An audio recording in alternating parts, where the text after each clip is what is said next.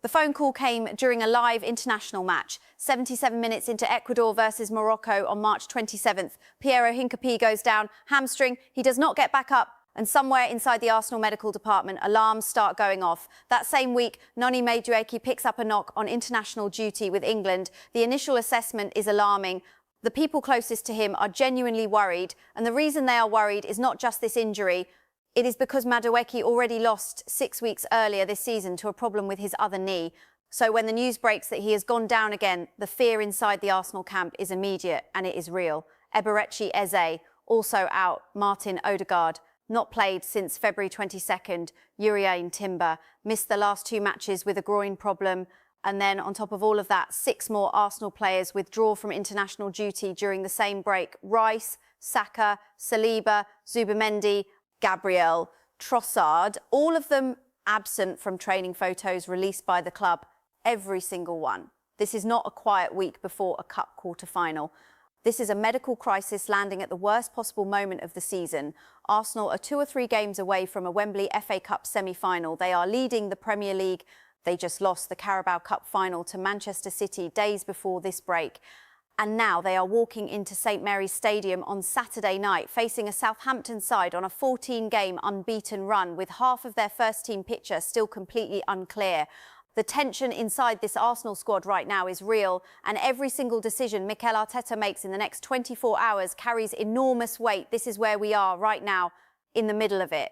And today on Melissa Arsenal Analyst, we are going to break down every single detail, every confirmed fact, every injury update, every press conference quote, and every tactical implication, so that when that final whistle blows tonight, you already understood exactly what was at stake and why. Stay with me, because this story is bigger than it looks on the surface. The injury picture and team news. Let us start with what Mikel Arteta said directly, because his words in the press conference carry a lot of meaning when you read between the lines carefully. On Noni Madueke, Arteta said the following, and I want you to hear this exactly as he said it. Quote, "No, it is not as bad as first feared. It looked really bad and Noni was really worried, especially after what happened in his other knee a few weeks ago, and he was out for 6 weeks. But no, there is nowhere near that injury, so that was really good news." Now, let me give you my take on that. The fact that Arteta volunteered the comparison to the previous knee injury tells you something. It tells you that the moment the injury happened, there was genuine fear inside the camp that this could be a serious and potentially season-ending situation. When a manager says it looked really bad in a press conference, that is not spin, that is a moment of honesty, and the relief in his voice is real. Madueke has been one of the most impactful attacking additions Arsenal have made. Losing him for weeks at this stage of the season would have been a significant blow to their options on the right side. The good news, as Arteta confirmed, is that it is not near that level of severity. On top of that, confirmation came through that Madueke actually travelled with the Arsenal squad to Southampton. That is the clearest possible signal that the medical team assessed the injury and felt confident enough to include him in the travel party. Whether he makes the matchday squad is still uncertain, but the fact that he made the journey is massively positive for Arsenal heading into the run-in. Now on Eberechi Eze, Arteta was direct, quote, "Ebbs is out." Yeah, with Ebbs, I cannot put a finger there because I do not know, because he is a special character. That second part of the quote is fascinating to me. Arteta is not just saying Eze is injured. He is saying something deeper about who Eze is as a person. He is calling him a special character, meaning someone whose emotional and mental response to setbacks is not always predictable. For a manager, that requires a very particular kind of man management. Arteta knows his players, and that comment shows a genuine closeness to understanding each individual in his squad. On Martin Odegaard and Uriane Timber, Arteta said simply, quote, "Those are in contention to possibly be in the squad," end quote. That is careful language. He did not say they are starting. He did not say they are fit. He said contention and possibly. As an analyst, when you hear a manager use both of those qualifying words in the same sentence, you read that as a cautious inclusion. They are available if needed. Whether they are ready to start from minute 1 is a separate question entirely. On Rice, Saka, Zubimendi, Gabriel, Saliba and Trossard, Arteta gave the shortest possible answer. Quote, "You will see," end quote. 3 words. That tells you everything and nothing at the same time. And that is entirely deliberate. Arteta is protecting his team selection from Southampton's coaching staff. He is not going to confirm who is available and who is not in a press conference the day before the game. That is smart management. And on Piero Hincapié, Arteta was clear, quote, yeah, he is out. No ambiguity there whatsoever. Hincapié, international duty and the bigger picture. Now let us go deeper on Hincapié specifically because his situation is worth understanding fully. Hincapié picked up a hamstring injury 77 minutes into Ecuador's 1-1 draw with Morocco on March 27th. He subsequently withdrew from Ecuador's squad ahead of their friendly against the Netherlands. Arteta confirmed he is out of the Southampton match and no return timeframe has been given. What makes this significant is the context. Hincapié had started 5 of Arsenal's last 6 matches. He was not a fringe player. He had become a genuine first-team contributor at left-back, and losing him adds to an already stretched defensive picture. Now here is where Arteta's comments on international withdrawals become important. He said, quote, we have very good relationships and communications with most of the national teams, certainly with Thomas Tuchel. We have been extremely supportive all the time, and when you have to communicate the state and the moment of every player, we are always very honest. In the end, it is a medical decision that has to be made, and that was clear what the conclusion was. The reason this matters is that Arsenal had multiple players withdraw from international duty during this break. The club's position, as Arteta described it, is that they communicate openly and honestly with national teams about player conditions, and when a medical decision is required, they make it clearly and without hesitation. That is the professional approach. It protects the players, it protects the club, and it maintains good relationships with national federations. But the reality is that having so many players either withdrawn or in doubt has created significant uncertainty heading into one of the biggest domestic cup ties of the season. The training picture and who was seen. Now, this is a detail that adds another layer to the team news story. All 11 Arsenal players who were either withdrawn from international duty or returned early were absent from the training photos released by Arsenal ahead of the Southampton match. Every single one of them, that does not automatically mean they are all ruled out. Training photos are carefully managed by clubs. What it does tell you is that Arsenal were being very deliberate about what they showed publicly. The confirmed absences are Eze, Hincapié and Madueke. The doubts include Rice, Saka, Saliba, Zubimendi, Odegaard, Timber, Gabriel and Trossard. However, and this is the positive detail in all of this, players like Kai Havertz and Gabriel Martinelli were visible in training. They were seen, they looked involved, and they are expected to play key roles against Southampton. That is important because it means Arsenal do have genuine quality available, even if some of the headline names are being managed carefully. Before I continue, if you are finding this level of analysis useful, if you want to understand not just what is happening, but why it matters, then hit that subscribe button right now. On this channel, we go beyond the headlines. We look at what the facts actually tell us, and there is a lot more to unpack today. Subscribe and let us keep going. Kepa and the Carabao Cup. Question 1 of the most interesting moments in Arteta's press conference was his response to questions about Kepa Arrizabalaga following his error in the Carabao Cup final against Manchester City. Arteta said this, and again, I want you to hear the exact words, quote, yeah, he is ready to start. I am never going to judge a player or make a decision of a player because he has made an error. Attitude, behaviour, yes, 100%. An error is part of football and anybody can do it. The same as Kepa took you to that final because of the penalties. Same player, end quote. When asked if Kepa had needed extra support after the final, Arteta added, quote, I do not know if he needed it, but he had it just in case. But from all of them, his teammates first, then myself, all the staff and hopefully all our supporters, I do not think he needs it because he has got so much experience and he has been through all kinds of different scenarios in his career, so he is more than ready to play. My analysis of this is straightforward. Arteta is doing 2 things simultaneously here. First, he is publicly backing his goalkeeper, removing any doubt about Kepa's place in the team. That kind of public confidence from a manager is deliberate and important for a player's mentality. Second, he is reminding everyone, including the fans, of the full context. Kepa is the reason Arsenal reached the Carabao Cup final in the first place. His penalty shootout performances were exceptional. One error in one final does not erase that contribution. Arteta is protecting the culture he has built at Arsenal, a culture where mistakes are acknowledged but not used as weapons against players. That is a sign of strong leadership. Arteta on the FA Cup and Arsenal's ambitions. Now let us look at Arteta's broader comments about where Arsenal are as a club right now, because they paint a clear picture of the mindset inside the dressing room. He said, quote, we are in a position now that we are going to make the strongest lineups and decisions that we possibly can to win every competition. We are 2 or 3 games away in the FA Cup and we know how important that competition is for us. That is a significant statement. Arteta is not rotating for the sake of it. He is not treating the FA Cup as secondary. He is saying directly that Arsenal intend to field the strongest possible teams across all competitions. When you are in the position they are in, challenging for the Premier League title while still active in the FA Cup, that mindset is the only one that makes sense. He went further on the Southampton tie specifically, quote, "Huge competition so related to the history of our football club. We are going to play a team that is in a really good moment. They have won so many games recently. They are in a really good moment. You know, the expectations, the crowd, the environment that they are going to create. So we are ready for that, and we want to be at Wembley again. So tomorrow we have the opportunity to do that again." There is genuine respect in those words for Southampton. Arteta is not dismissing them. He is acknowledging their form, their atmosphere, and the difficulty of the tie. That is an honest assessment, and it is exactly what you want from a manager who is preparing his team properly. Arteta on the Carabao Cup final defeat. There was also a revealing moment when Arteta was asked about losing the Carabao Cup final to Manchester City. His response was emotionally honest in a way that managers rarely allow themselves to be publicly. He said, quote, "During the first part, it is like a ball of poison that you have in your tummy. Take that out as quick as possible. How can I use that to make myself better, to make the team better? Learn from that and make sure that that fire is still in that belly, remembering what happened," end quote. That language is powerful. A ball of poison in your tummy.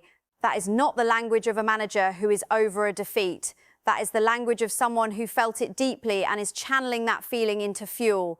The fact that Arteta is publicly articulating this tells you that he wants his players and his supporters to know that the pain of that loss has not faded. It is being used as motivation.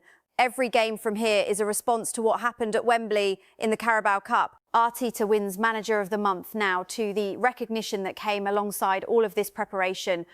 Arteta won the Premier League Manager of the Month award, and his response was characteristically humble. He said, quote, "Well, that means that we won a lot of games in a really important and crucial part of the season, so a good team effort.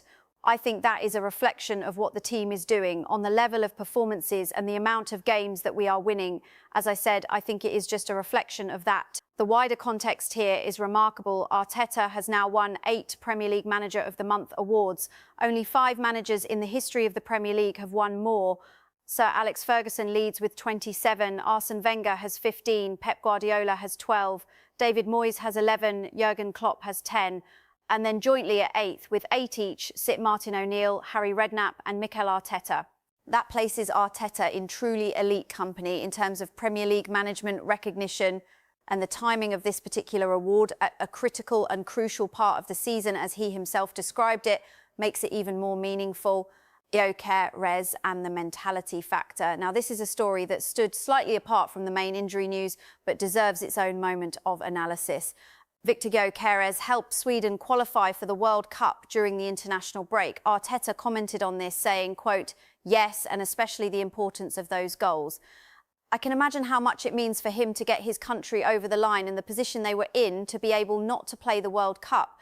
He was full of energy and confidence, and that is great. But what happened after Sweden secured qualification is the part that truly matters. While the rest of the Sweden squad went out to celebrate, Gyokeres got on a flight straight back to London. No party, no distraction.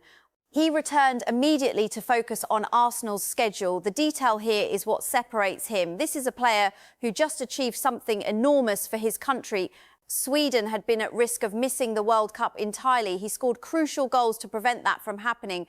By any reasonable measure, he had every right to celebrate with his teammates, and he chose instead to get on a plane and come back to work. That is not normal. That is the mindset of someone who is completely locked in on a specific mission. Arsenal are chasing what could be described as a historic treble this season, the Premier League, the FA Cup, and potentially more. Gyokeres clearly understands the size of the opportunity in front of him and is treating every day accordingly. Arteta will have noticed that. Every manager notices that. Calafiori in Italy's World Cup absence on the other side of the international break. Riccardo Calafiori was dealing with a very different emotional reality. Italy failed to qualify for the World Cup. For a country with that level of football history and passion, that is a devastating outcome. Arteta's response showed real empathy. He said, quote, "Try to lift him. I think for Ricky, I think for Italy, I think for football, a country like them with such a passion, such a history, not to be in a World Cup, it is tough. I know that it is good for football, but that shows you as well the difficulty of going through all those phases to earn the right to be in the competition. The fact that Arteta is speaking publicly about wanting to lift Calafiori tells you something about the relationship between the manager and that particular player.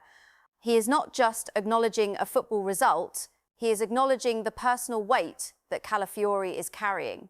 Italy missing a World Cup is not just a sporting disappointment. For an Italian player, it is deeply personal.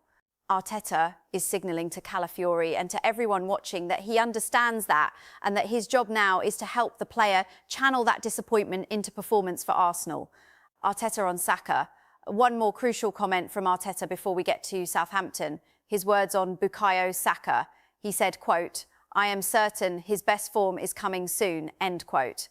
And then he revealed what he told Saka privately, quote, "I spoke to him, I said at the end, everybody is going to remember what we have done in the last part of the season and in this final push of 8 weeks, what we are going to deliver individually, and that is where now we can impact," end quote. This is a manager talking directly to one of his most important players about the weight of the moment they are in. Saka has not been at his absolute peak recently, everyone can see that. Arteta is not hiding from it, but instead of applying pressure, he is reframing the narrative. He is telling Saka that what happens in the next 8 weeks is what will be remembered, not what came before, not the difficult moments. What matters now is the end of the season and what each player delivers in the final stretch. That is masterful man management. That is the kind of private conversation that can unlock a player and free them to perform at their best. The predicted lineup and what it tells us, given everything we know, the expected lineup for Arsenal at St Mary's gives us a clear picture of how Arteta is thinking. In goal, Kepa Arrizabalaga, as Arteta confirmed, he is ready and he is starting. At right back, Ben White. In central defence, a combination featuring Mosquera and Gabriel. At left back, Miles Lewis-Skelly. In central midfield, Christian Norgard alongside Martin Odegaard, who could make his return from injury here. In the number 8 position, Kai Havertz. On the right wing, 16-year-old Max Dowman. Through the middle, Gabriel Jesus. And on the left, Gabriel Martinelli. Now, let me give you the analysis of what that lineup communicates. Dowman on the right wing would be a statement of faith in youth and an acknowledgement that the senior options in that position are unavailable or being managed. The 16-year-old came off the bench against Everton and dragged Arsenal to victory in that match. Starting him here against a championship side in an FA Cup quarter-final is a calculated decision, not a desperate one. Norgard in midfield alongside Odegaard gives Arsenal experience and discipline in the engine room. If Odegaard is fit enough to play from the start, that is a significant boost. Or if he is managed carefully and comes off the bench, that is still useful. Either way, his availability after weeks of absence is positive news. Gabriel Jesus leading the line gives Arsenal a pressing option and a focal point who can hold the ball. Martinelli on the left provides pace and directness. Havertz in the middle of the pitch gives them a goal threat from the second line. This is not a weakened team. This is a rotated team with clear quality throughout. And if Arteta is true to his word about fielding the strongest possible lineup to win every competition, then this is what he considers strong enough to beat Southampton and reach the semi-finals. Why Southampton must not be underestimated. Now let us be completely honest about what Arsenal are walking into at St Mary's Stadium. Southampton are on a 14-game unbeaten run. Let that number land. 14 games without losing. That is not a coincidence. That is form. That is belief. That is a team that has found its identity and is executing it consistently. The transformation began in January. The decision to sell Adam Armstrong, their top scorer, to Wolves raised serious concerns among their supporters at the time. Bringing in Kyle Larin as a replacement seemed like a risky call. Larin had managed just 1 goal in 15 appearances before arriving at Southampton on loan from Mallorca. That is not exactly a profile that screams instant success. But the reality since then has been the opposite of failure. Larin has scored 4 goals in 11 appearances. More importantly, he has given Southampton something they were missing with Armstrong leading the line: presence, physicality, a focal point that holds the ball up and brings others into play. Eckert's system needed that, and Larin has delivered it. The signing of Daniel Peretz on loan from Bayern Munich has also been transformative. Southampton's goalkeeping situation had been a problem for an extended period. Gavin Bazunu's time at the club ended with him being sent on loan to Stoke after a difficult spell. In Peretz, Southampton now have a goalkeeper who commands his area, organises his defence and makes the saves that win points. In their 3 consecutive wins before the international break, his contributions were described as crucial. James Bree, returning on loan from Charlton, has added stability and quality at right back.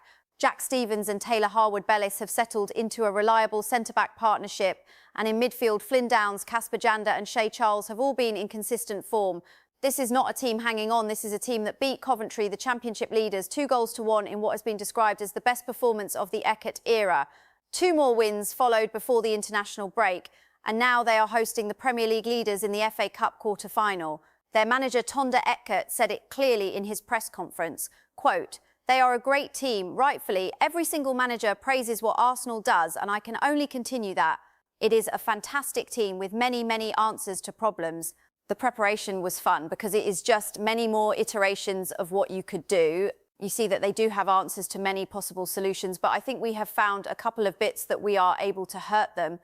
We just need to make sure we bring that on the pitch, end quote. He also said, quote, "The reality is that we go into a game to win and we have always done that. For me, there is no other way. There is no other way that exists." If you drop off that expectation and just put yourself in a role where you say, well, the pressure is on them, you only prepare yourself for bad results. The pressure is on us. We want to win and we will do everything to do that, end quote. That is not the language of a manager playing for a draw or hoping for a lucky result.